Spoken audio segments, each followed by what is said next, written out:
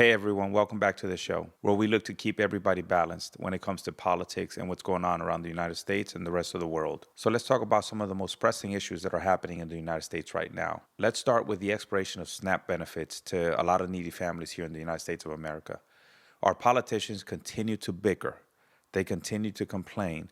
They continue to whine while families are running out of food and the resources to buy any. As of November 1st, the SNAP program is going to be running out of money. So what does that mean for families? That means that people are going to be running out of food. That means that people that depend on SNAP benefits, right, to eat are not going to have anything. That means that mothers who rely on SNAP to feed their families, to feed their babies, aren't going to have any resources. And that is absolutely ridiculous. Let's take a look at what the media is saying about this. Luckily, we have the money to bail out Argentina to the tune of $40 billion. And by bailing out Argentina, of course, the Trump administration is helping to bail out the hedge funds invested in Argentina. It's not a good look when the Republican Party won't concede on the one thing that's important here, which is add the subsidies to the Affordable Care Act so people's health care premiums don't double. And that's it. That's what the Democrats are asking for. But Republicans refuse to sign on to that.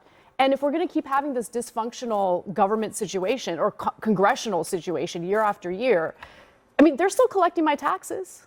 Why are they collecting my taxes? For what? And what's the important work that Mike Johnson is doing right now and the Republicans are doing right now? Does anyone know?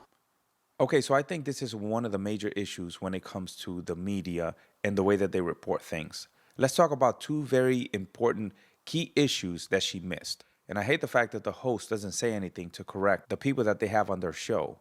This is why they lose all their credibility. So the point that she was making about Argentina. First of all, we are not giving Argentina $40 billion.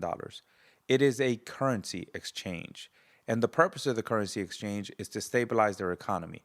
We're not giving them any cash, any grants, or anything else like that. And the amount is not 40 billion, it's 20 billion that can potentially end up being 40 billion. The second thing that she's talking about, the ACA subsidies, there's a lot more to it than what she's saying. Because what these politicians say to the cameras is not what they're saying behind closed doors. The Democrats aren't only asking for ACA subsidies to be extended. They want a lot more than that. So take a look at what it is that they truly want. And as the speaker says, this was officially submitted for the record in the House. 4 simple facts here. The Democrats are required to open the government. They keep saying Republicans are in charge of government. We aren't, not in the Senate. 60 votes control the Senate, not a bare majority. And so point number 1, Democrat votes are required to open the government. Point number 2, they refuse to do it. They have now voted 12 times to keep the government closed. And they'll have another chance today or tomorrow, maybe multiple times this week, and we'll see what they do. Now let's explain exactly why it is that we need 60 votes in order to open the government. There's 2 very important terms that we need to understand when it comes to politics. The first one is the filibuster.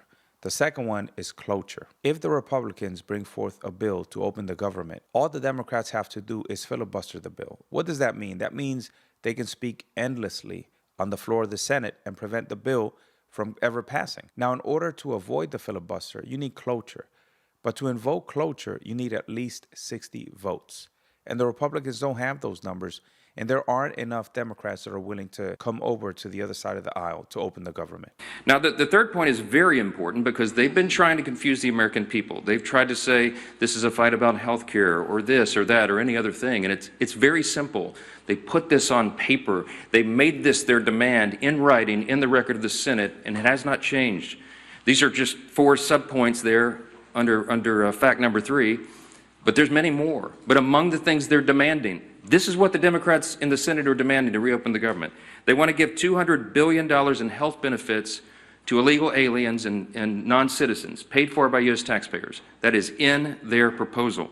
So let's stop it right there and talk about the $200 billion that he's talking about. So what he's talking about here is the provision that was inserted into the big, beautiful bill that prevents people who are illegally here in the country to receive or access health care at taxpayer expense. The Democrats want that removed, and the Republicans aren't having it. They want billions in wasteful programs to be returned to foreign countries. So we stopped these things. They want to turn it all back on. They're demanding that we do all that to get the government open for hardworking Americans again. They want to give $500 million to left-leaning news organizations, and they want to cut $50 billion from rural hospitals. We will not do those things. And they know that very well. Which leads us to point number 4. The Democrats have now openly admitted, and you all had to cover it last week, that they're using the pain of the American people as their leverage. That was the number 2 ranked Democrat in the House, the Democrat, the minority whip, who said that, acknowledged it in an interview, that this is leverage. And Chuck Schumer himself boasted that every day of the shutdown gets better for us. That's his now infamous quote that he wishes he had not said out loud. But you know what they're doing and why.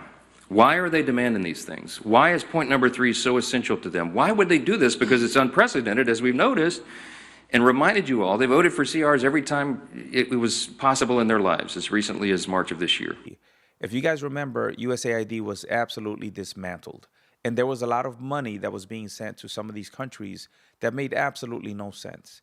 If you guys don't remember what we were spending that money on, just take a look at this video. Listen to some of the appalling waste we have already identified. $22 billion from HHS to provide free housing and cars for illegal aliens. $45 million for diversity, equity, and inclusion scholarships in Burma. $40 million to improve the social and economic inclusion of sedentary migrants. Nobody knows what that is. $8 million to promote LGBTQI+ in the African nation of Lesotho, which nobody has ever heard of. $60 million for indigenous peoples and Afro-Colombian empowerment in Central America. $60 million. $8 million for making mice transgender. Look, some of these expenses are absolutely ridiculous. And the bottom line is this. We have probably the best Secretary of State in the history of our country in Marco Rubio. Secretary Rubio is absolutely incredible when it comes to doing his job, when it comes to understanding foreign policy. And he's probably the most experienced politician that we have in Washington right now when it comes to dealing with international relations. So if he says that these cuts need to be made, I trust that these cuts need to be made. Now, when it comes to giving $500 million to left-leaning news organizations, I think this cut is absolutely just. As we know, the media has become too biased, absolutely ridiculous. Anywhere you go, it's either left or it's right. There's absolutely nothing down the middle anymore. It's the same thing with opinions. We can no longer agree to disagree. I remember the days where if I had an opinion and somebody that I was talking to had a different opinion, in the end, we would just say, okay, let's just agree to disagree. What happens today, and especially with these politicians, is that they revert to personal attacks. So if you say something or you support somebody that I don't like, instead of attacking the idea, I attack the person. I attack you. You're a racist for supporting that person. You are an idiot for supporting that person.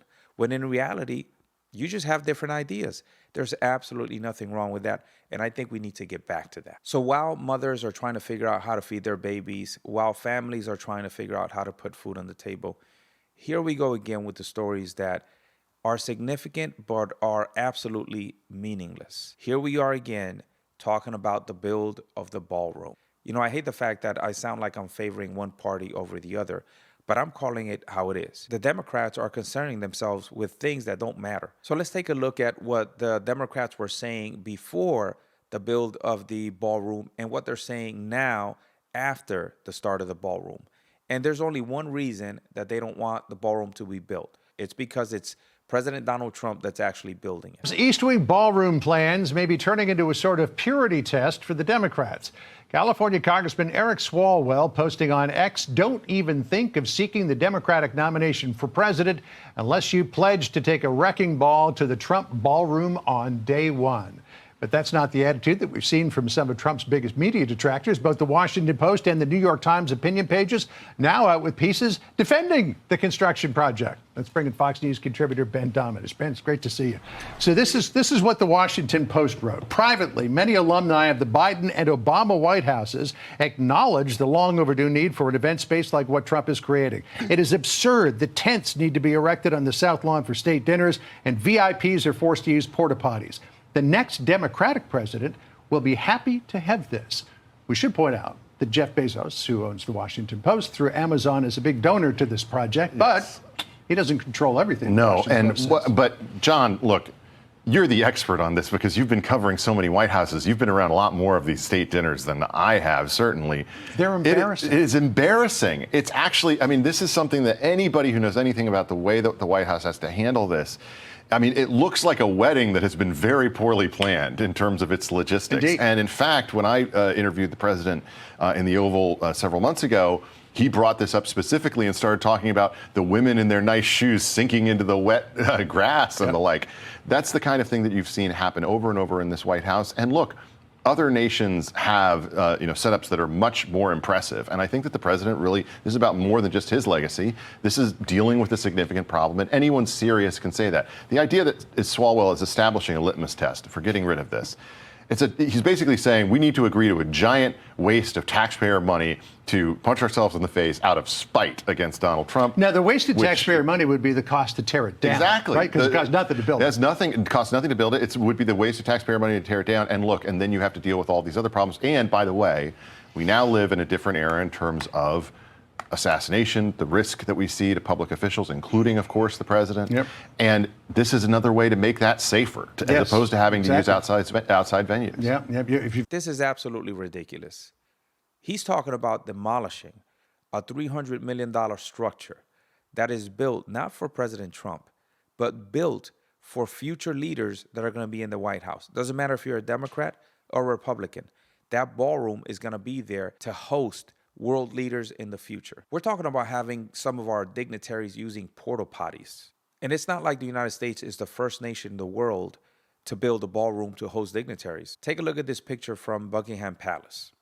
That is their ballroom, and that thing is gorgeous. Or the ballroom in Indonesia. This one's absolutely amazing too. I don't see any tents here. What I see is a beautiful ballroom. So why can't the United States have a ballroom if some of these other countries that are less stable when it comes to finances have them? We should, and we will. So I challenge these politicians to focus on the things that matter. For right now, that should be SNAP.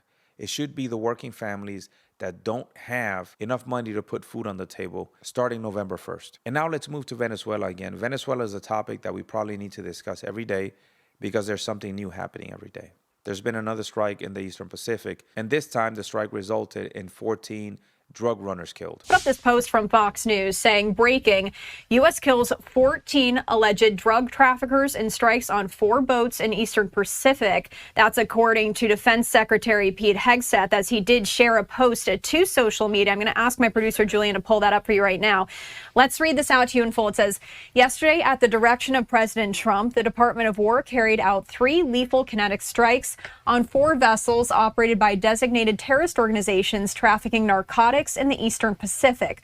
The 4 vessels were known by our intelligence apparatus, transiting along known narco trafficking routes and carrying narcotics.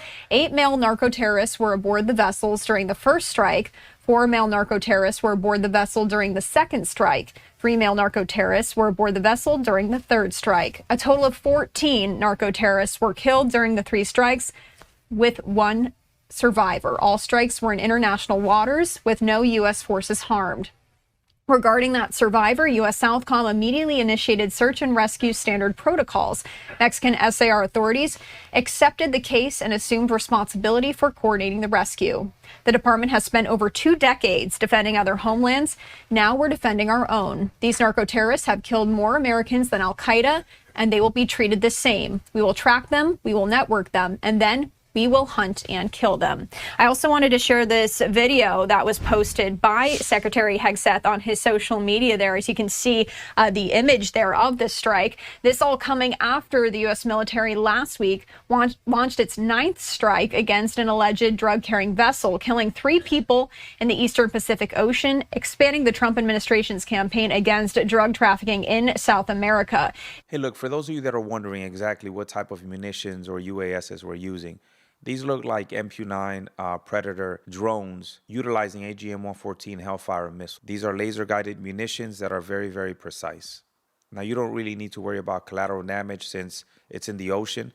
But let me tell you, these missiles don't miss. Now, I'll reiterate what I said before regarding positive ID or PID, right?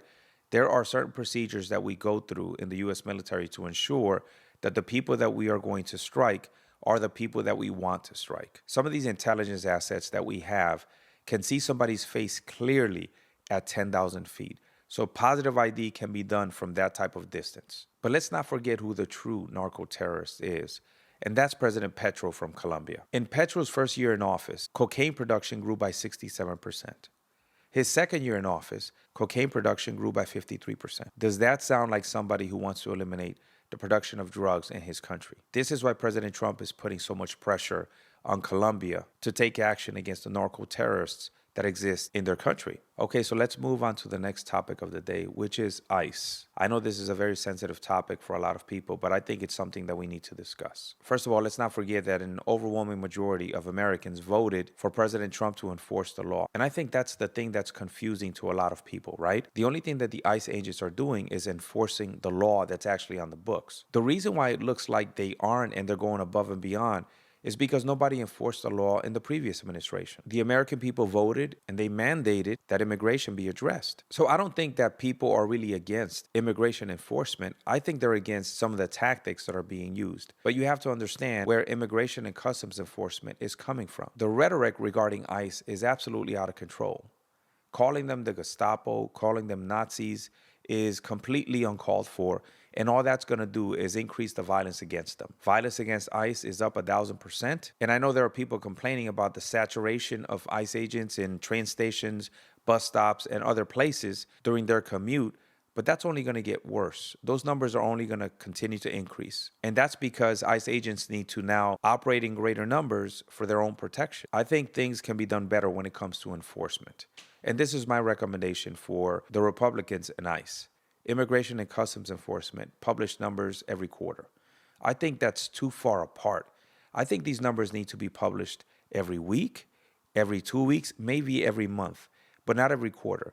I know Tom Homan talks about 70% of the people they arrest being violent criminals. So put those numbers out there. Put them out there every month, every couple of weeks, but don't put them out there every quarter. They don't have to be specific.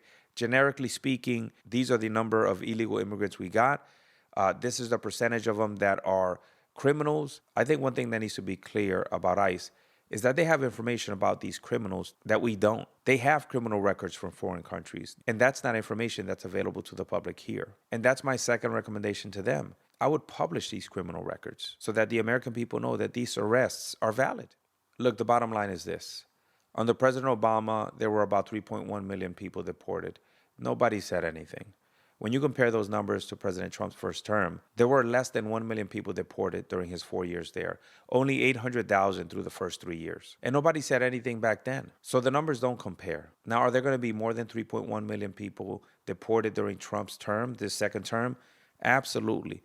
But that's because our borders were open. Some estimates have it at 20 million people that came into this country illegally. So if half of those are deported, then those numbers are going to be very big. Look, I'm going to push back on something that's said that's becoming too common. And that's that the majority of immigrants that come to this country are criminals. That is blatantly false. That is not true. The majority of immigrants that come to this country are not criminals. They are here to find a better life for their families back home. Look, in my opinion, I don't think that President Trump would be enforcing immigration policy the way that he is if the borders weren't open in the previous administration. As you guys heard in the numbers, Trump didn't really deport that many people during his first term, and I don't think he would have done so this term either. But the numbers were so high that he really wasn't left with much of a choice. I think these are the stories that are relevant today, that affect us as everyday Americans and people who live here in the United States. If you want to hear about different stories, just go ahead and comment below. Until next time, stay balanced.